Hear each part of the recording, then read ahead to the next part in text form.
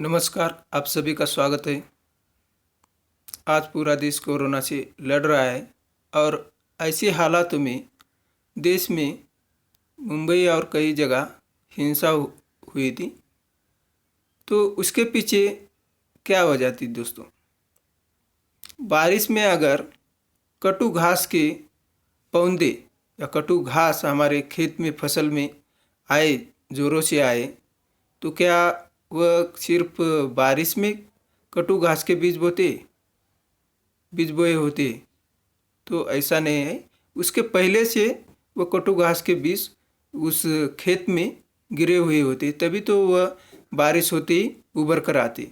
वैसा ही दोस्तों हमारे समाज में भेदभाव धर्म के आधार पर या वर्ण के आधार पर आदि पर चलता रहता है। और आज भी हमारा समाज रंग वर्ण भेदभाव से मुक्त नहीं है। सच्चे रिश्ते तो दोस्तों अच्छे मन से होते हैं, ना कि किसी रंग या वर्ण से। मगर अक्सर हम जब हमारा लाइफ पार्टनर चुनते हैं या रिश्ते देखते हैं तो वर्ण को ज़्यादा ही महत्व देते हैं। तो दोस्तों हमें समाज की समस्याएं अलग अलग दिखती है, मगर वैसा होता नहीं। सारी समस्याएं एक दूसरे को कहीं ना कहीं किसी ना किसी कड़ी से जुड़ी हुई होती है। समाज में अगर वर्ण धर्म के आधार पर जो भेदभाव है वह मिटेगा, उसमें संतुलन बना रहेगा, कम से कम संतुलन तो बना रहेगा, तो दोस्तों समाज बेहतर बन सकता है। और ये बनाने में कलाकार, इसकी भी बड़ी जिम्मेदारी होती है, कलाकार गीतकार आदियों की। तो दोस्तों आज मैंने वर्ण भेद पर एक गीत लिखा है। हम अक्सर देखते हैं दोस्तों, काली रात ये विशेषण ठीक है, रात का रंग काला होता है, हम समझ सकते हैं। या ब्लैक फ्राइडे कहते हैं हम, तो काला शुक्रवार यानी, तो ये भी एक तरह से ठीक तरह से विशेषण नहीं है, मगर ठीक है, इसे भी हम ठीक मान लेते हैं, क्योंकि काला मतलब अंधेरा वगैरह छा गया और वह शुक्रवार कुछ अंधेरी रातों जैसी थी, ऐसा समझ सकते। मगर हर जगह अगर हम काले विशेषण का इस्तेमाल करेंगे तो उसका हमारे समाज के ऊपर क्या असर होगा?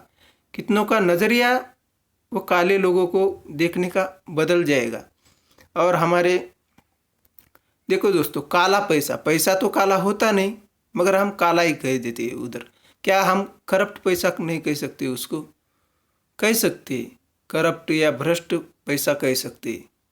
तो पैसा तो भ्रष्ट होता नहीं, इंसान होता है भ्रष्ट तब का, और उससे वो जो कमाता है उसे हम ये करते।